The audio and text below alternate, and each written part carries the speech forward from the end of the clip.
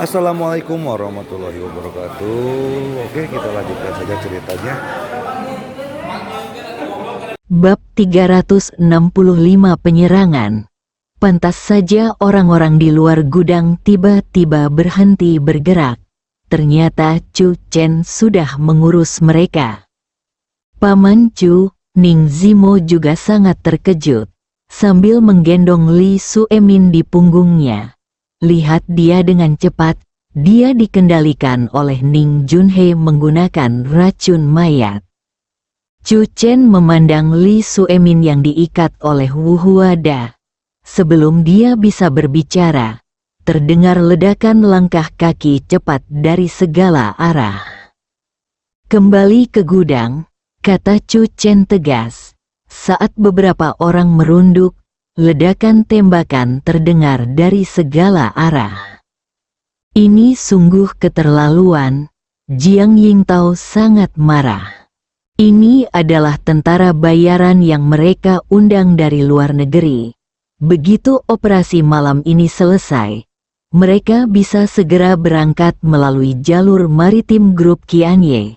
Tentu saja mereka harus sombong. Apalagi beberapa dari kita. Meski mereka berasal dari luar negeri, polisi mereka masih menembak tanpa gagal. Ini adalah sekelompok orang putus asa yang hanya peduli pada uang, kata Chu Chen. Jiang Yingtao menatap Chu Chen dengan ragu. Bagaimana Anda tahu bahwa mereka adalah tentara bayaran dari luar negeri? Saat aku berurusan dengan mereka barusan, aku melihat simbol khusus di lengan mereka. Mereka pasti berasal dari kelompok tentara bayaran luar negeri bernama Sabit Hitam. Kamu bisa mengetahuinya jika kamu lebih sering online. Zhang Cheng berani menyewa tentara bayaran untuk membunuh orang. Bukankah dia takut mendapat masalah? Jiang Yingtao tidak memikirkan masalah ini lagi dan berbicara dengan dingin. Matanya berkilat-kilat karena marah orang sama dengan membunuh orang di Tiongkok. Menantang otoritas Biro Operasi Khusus. Tugas utama Biro Operasi Khusus adalah menjaga keamanan rakyat Tiongkok. Hanya ada dua kemungkinan dalam situasi yang ada di depan kita. Yang pertama adalah kita semua terbunuh. Dan yang lainnya adalah kita berhasil keluar dari pengepungan. Namun, meskipun kita tahu bahwa itu adalah tentara bayaran dari luar negeri, tidak ada bukti untuk membuktikan bahwa Zhang Cheng lah yang mengundang. Zhang Cheng dapat sepenuhnya mengatakan bahwa dia tidak tahu apa-apa tentang hal itu. Dari awal hingga akhir, baik Zhang Cheng maupun Yang Qian tidak muncul. Kata Ning Zimo. Saya khawatir tidak cukup hanya mengambil nyawa kita dengan sekelompok tentara bayaran. Chu Chen melirik ke pintu gudang dan tersenyum. Mereka bahkan tidak punya nyali untuk masuk. Tapi kebuntuan ini bukanlah suatu pilihan. Mereka tidak menginginkan kebuntuan lebih dari kita. Mungkin polisi akan menggunakan kekerasan untuk menekannya di detik berikutnya, kata Chu Chen sambil melirik ke arah Jiang Yingtao. Jangan bilang padaku bahwa kamu tidak punya rencana cadangan. Jiang Yingtao menggelengkan kepalanya tanpa daya. Mata Chu Chen membelalak. Setelah beberapa lama, dia mengerutkan bibirnya dengan marah dan bergumam pada dirinya sendiri. Ini masih situasi pertempuran yang spesial. Alis Jiang Yingtao terangkat. Dia ingin menyangkal Chu Chen, tetapi dia tidak bisa menyangkal situasi di depannya. Faktanya adalah Jiang Yingtao tidak tahu apakah Chen Zhangyi akan memerintahkan orang untuk memasuki dermaga Qianye. Mereka baru saja memblokir kita di luar. Mereka pasti menunggu. Mata Chu Chen tertuju pada Li Suemin. Biarkan dia lepas dulu. Ning Zimo terkejut. Dia telah dikendalikan oleh racun mayat. Begitu dia dilepaskan, dia akan menjadi gila dan ingin membunuh orang. Gu dari sekte dewa penyihir seperti reptil di depanku. Chu Chen berkata dengan mudah, lepaskan ikatannya. Ning Zimo melonggarkan tali yang diikatkan pada Li Suemin. Hampir pada saat itu, Li Suemin terjatuh lemas ke tanah. Lukanya sangat serius. Jika tidak dirawat tepat waktu, nyawanya mungkin dalam bahaya. Chu Chen memeriksanya sebentar dan tampak serius. Jika kita ingin dia selamat, kita harus kabur. Saudara Li, hati Ning Zimo terguncang. Seperti yang baru saja Anda katakan, ini hanyalah produk setengah jadi dari korps Gu. Chu Chen berkata, Ning Junhe mungkin belum meneliti korps Gu yang asli, jadi dia memilih untuk mengambil risiko menukar korps Gu yang setengah jadi ini di pada saat ini. Dia mengendalikan orang yang terluka parah, seperti yang ada di depannya. Dia memang memiliki jejak dikendalikan oleh sihir, tapi sekarang sihir itu tidak ada lagi pada dirinya. Mendengar ini, Ning Zimo menghela nafas lega. Artinya Li Suemin masih bisa diselamatkan. Tetapi setidaknya ada selusin senjata yang diarahkan keluar. Bagaimana kita bisa keluar? Jiang Yingtao juga cemas tidak menembak Li Suemin sekarang. Jika tidak, dia sendiri yang akan membunuh Li Suemin. Bagaimana cara keluar? Chu Chen berjalan menuju pintu gudang. Tentu saja kita harus keluar. Beberapa orang tercengang.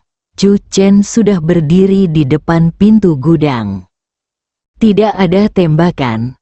Kelompok tentara bayaran sabit hitam ini mungkin bodoh.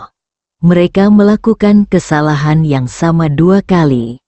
Chu Chen memandang tentara bayaran sabit hitam yang tergeletak sambil tersenyum, dan kemudian berkata, Xiao Qiu, pemimpin aliansi Huangfu, terima kasih atas kerja keras Anda. Song Qiu tersenyum dan berkata, ternyata yang disebut tentara bayaran lebih lemah dari yang saya kira.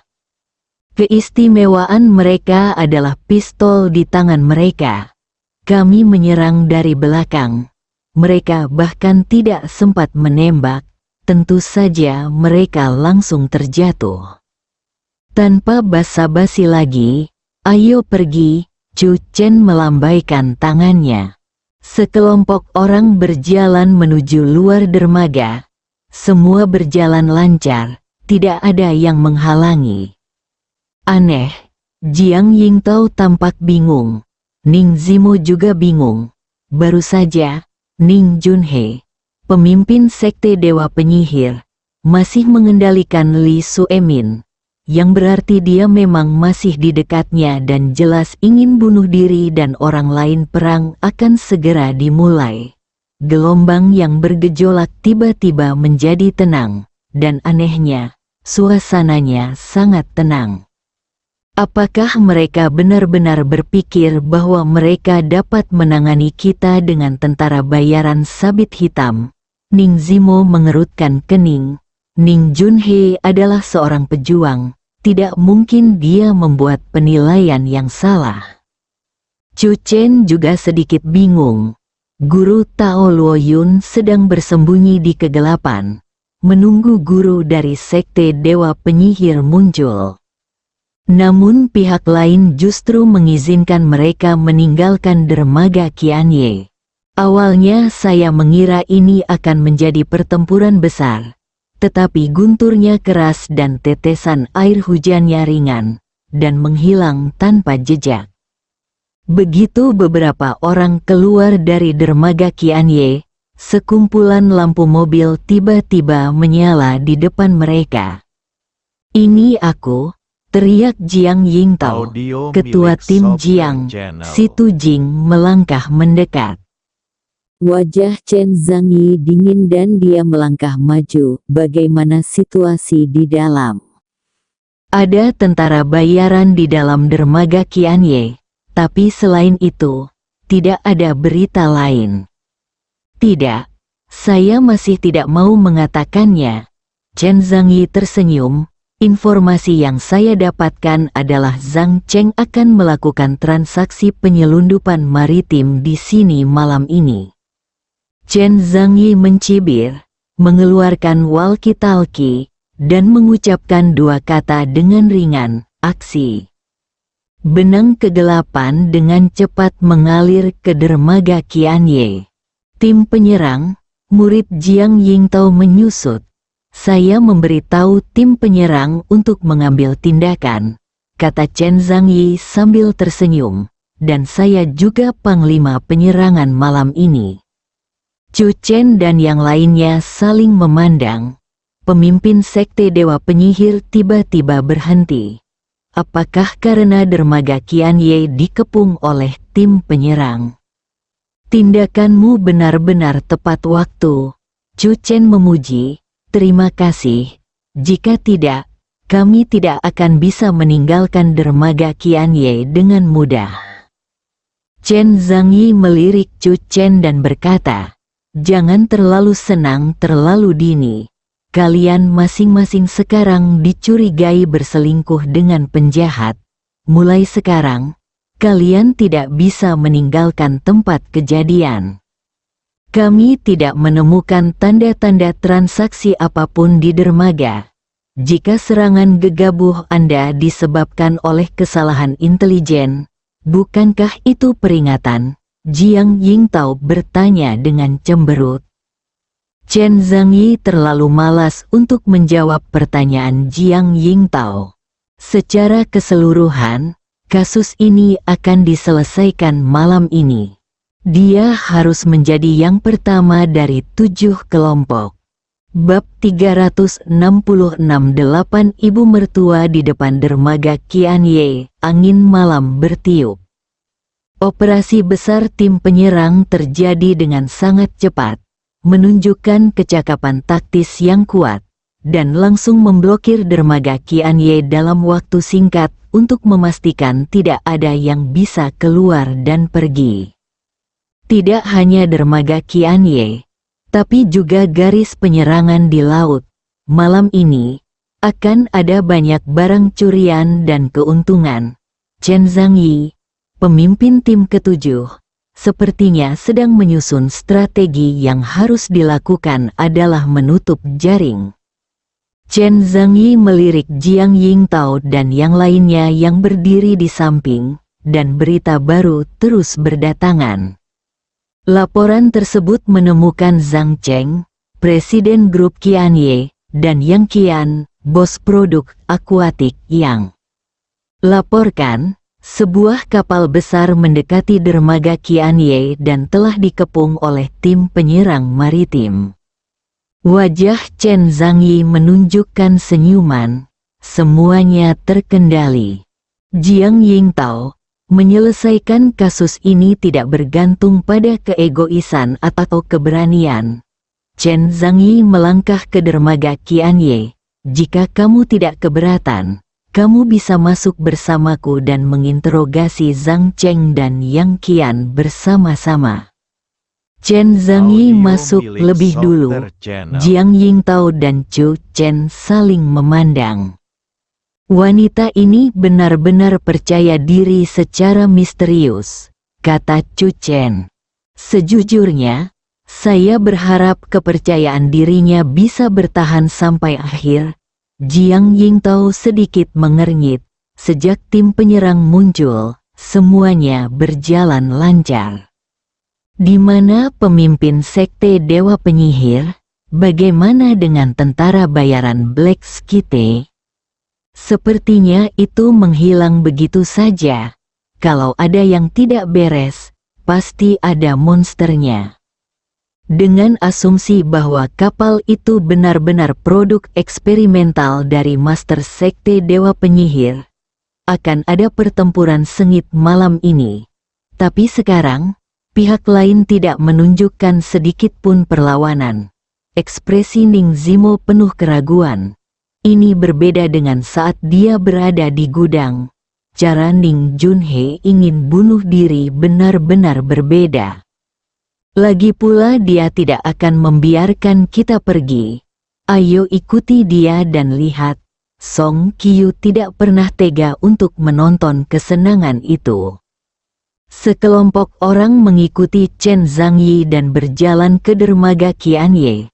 Lampu di mana-mana di dermaga Qianye sudah menyala, dan pekerja dermaga keluar satu demi satu. Namun mereka diblokir dan tidak bisa bergerak sesuka hati. Chen Zhangyi datang ke sebuah kapal besar. Kapal itu telah dikendalikan oleh tim penyerang. Kapten dan awak kapal telah turun dan berdiri di samping. Tidak jauh dari situ, Zhang Cheng dan Yang Qian sedang berjalan menuju sisi ini. Sungguh suatu keagungan, mata Zhang Cheng penuh amarah dan dia berlari dengan ganas. Jika polisi Anda tidak memberi saya penjelasan yang masuk akal malam ini, saya pasti akan membeberkan masalah ini di depan publik besok. Sehingga jenderal komentar publik, bisakah polisi mengganggu kerjasama perdagangan normal kita sesuka hati? Kami tidak hanya memerlukan penjelasan yang masuk akal, tetapi Anda, polisi, harus mengganti semua kerugian malam ini, termasuk kerugian mental. Yang Qian menatap Chen Zhangyi dengan dingin dan marah. Mata Chen Zhangyi tajam saat dia menatap mereka berdua. Berhentilah menggertak di depanku dan bersikap galak. Kamu akan mendapatkan barang curian dan barang curian malam ini. Jika ada yang ingin kamu katakan, biarkan pengacaramu mengatakannya di pengadilan. Begitu dia selesai berbicara, Chen Zhangyi melambaikan tangannya yang besar, buka kabin dan cari. Anggota tim penyerang melompat masuk. Mata Chen Zhangyi selalu tertuju pada Zhang Cheng dan Yang Qian, mencoba mendeteksi beberapa petunjuk dari wajah mereka. Tapi selain marah, tidak ada rasa takut atau panik di ekspresi mereka. Hal ini membuat Chen Zhangyi merasa sedikit curiga dan tanpa sadar melirik ke arah kapal besar itu. Chen Zhangyi adalah orang yang berhati-hati, dan tindakannya malam ini dilakukan hanya setelah menerima informasi yang akurat. Sebelum menghubungi tim penyerang, hilangnya penyelidik kelompok ke-9 dan suara tembakan di dalam dermaga Qianye sudah cukup untuk menunjukkan bahwa dermaga Qianye tidak damai malam ini. Selain itu, berita terakhir transaksi dari kelompok penyelidik ke-7, Chen Zhangyi baru setelah itu dia mengambil tindakan tegas. Pasti tidak ada masalah. Chen Zhangyi menarik napas dalam-dalam dan menunggu berita terakhir. Tak lama kemudian, anggota tim penyerang yang masuk ke kapal besar untuk mencari keluar, membawa beberapa kotak, dan membukanya di depan umum. Chen Zhangyi melangkah mendekat dan melihat, wajahnya berubah. Bagaimana mungkin? Bagaimana mungkin? Zhang Cheng berkata dengan dingin. Barang-barang ini dikirim kembali dari luar negeri bekerja sama dengan Qianye Group dan Yang Aquatic Products. Nilainya lebih dari 10 juta.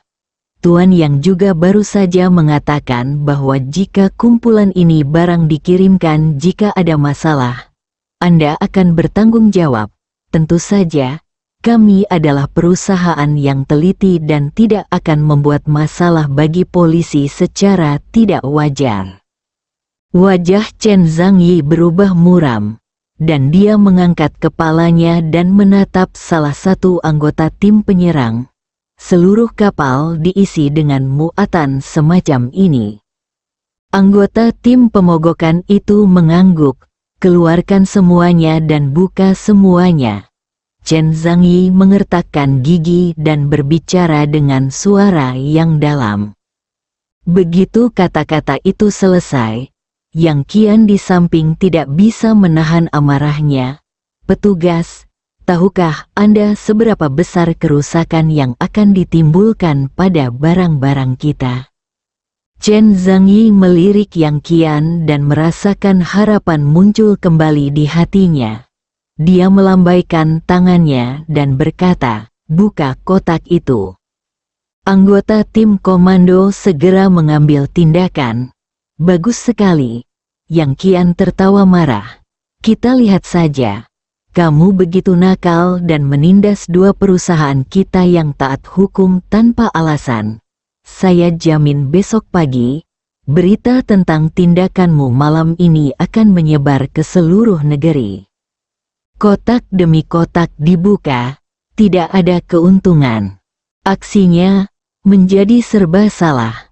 Melihat adegan ini, si Tu Jing menggelengkan kepalanya, menatap Chen Zhangyi yang wajahnya menjadi semakin gelap dan mendengus.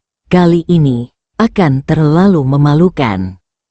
"Jinger, tujuan kedatangan kita ke sini bukan untuk melihat Chen Zhangyi mempermalukan dirinya sendiri," Jiang Yingtao berkata dengan ringan. "Meskipun menurutku dia sangat tidak bahagia. Jangan lupa bahwa Li Suemin masih diselamatkan. Tujuan utama kami adalah membawa geng penyelundup ini ke pengadilan." Jiang Yingtao memandang Chu Chen. "Bagaimana menurutmu?" Chu Chen berkata tanpa ragu-ragu, "Tentara bayaran sabit hitam yang hilang dan pemimpin sekte Wushen Ning Junhe adalah masalah terbesar malam ini. Terutama Ning Junhe, dengan statusnya, tidak perlu bersembunyi. Dia sepenuhnya dapat berdiri Fang Fang dan Zhang Cheng yang kian bersama." Jiang Yingtao mengangguk, tetapi menemukan Chen Zhangyi berjalan ke arah sini. Wanita ke-8 ini memiliki niat buruk. Si Tu Jing tidak bisa menahan diri untuk tidak bergumam. "Apakah kamu melihat bahwa dia datang ke sini membawa pot hitam besar?" Chu Chen tiba-tiba berkata. Beberapa orang tertegun sejenak. Chen Zhangyi datang ke depan beberapa orang, melirik ke arah Jiang Yingtao, dan berkata, "Saya berhak mengetahui apa yang terjadi setelah Anda memasuki dermaga Qianye, dan tembakan yang terdengar satu demi satu adalah, apa yang terjadi?" Jiang Yingtao tersenyum tipis. Dari tatapan agresif Chen Zhangyi, dia mungkin menebak bahwa operasi malam ini gagal dan Chen Zhangyi siap disalahkan. Chu Chen benar. Dia berjalan ke arah sini sambil membawa pot hitam besar. "Setelah saya memasuki dermaga Qianye, saya melihat Ning Zimo berkelahi dengan yang lain. Sementara Li Suemin tidak sadarkan diri dan tidak sadarkan diri di tanah." Jiang Yingtao berkata, "Karena pihak lain ingin membunuh seseorang, saya menembak dengan tegas dan membunuhnya. Yang lainnya parti ditembak mati. Adapun tembakan di belakang, tentara bayaran dari luar negeri, Black Skite, mencoba menyakiti kami. Untungnya, Chu Chen tiba tepat waktu dan menyelesaikan krisis." Chen Zhangyi merenung sejenak, lalu tiba-tiba mengangkat kepalanya dengan mata tajam. "Jiang Yingtao, beberapa kalimat yang Anda jawab penuh dengan kekurangan. Pertama, saya mendapat kabar bahwa seluruh sistem pemantauan dermaga Qianye telah dihancurkan. Apa yang Anda katakan tidak memiliki bukti, atau buktinya dimusnahkan. Kedua, Anda mengatakan bahwa ada tentara bayaran di luar negeri yang bersenjatakan senjata api untuk membunuh orang. Namun, tim penyerang segera memblokir dermaga Qianye padaku.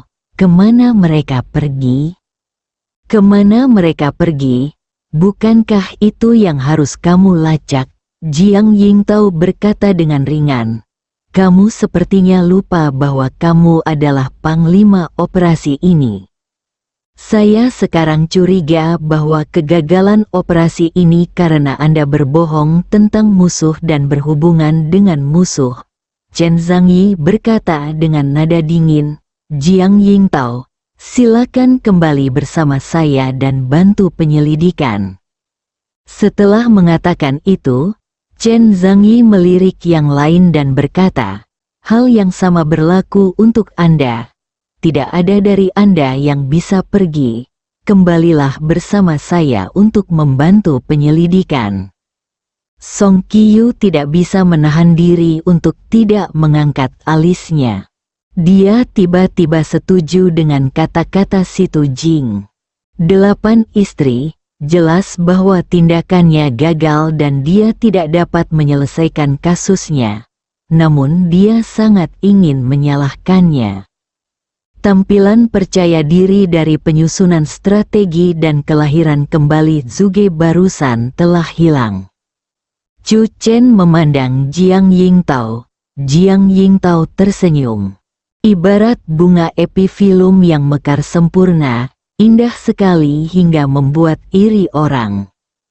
Ketua Tim Chen, mohon pahami satu hal dengan jelas.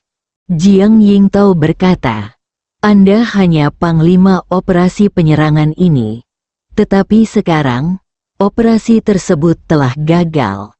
Sebagai panglima tertinggi, tidak peduli bagaimana caranya. Keras kamu mencoba mengalihkan kesalahan. Kamu tidak bisa lepas tanggung jawab. Dan yang lebih penting, sejak tindakan itu gagal, kamu tidak memenuhi syarat untuk memerintahkanku apa yang harus dilakukan berada di level yang sama. Anda adalah pemimpin tim, dan saya juga. Jiang Yingtao menunjukkan kartu identitasnya. Terima kasih, Jiang Yingtao, Ketua Tim Kelompok ke-9 dari Departemen Investigasi Biro Operasi Khusus.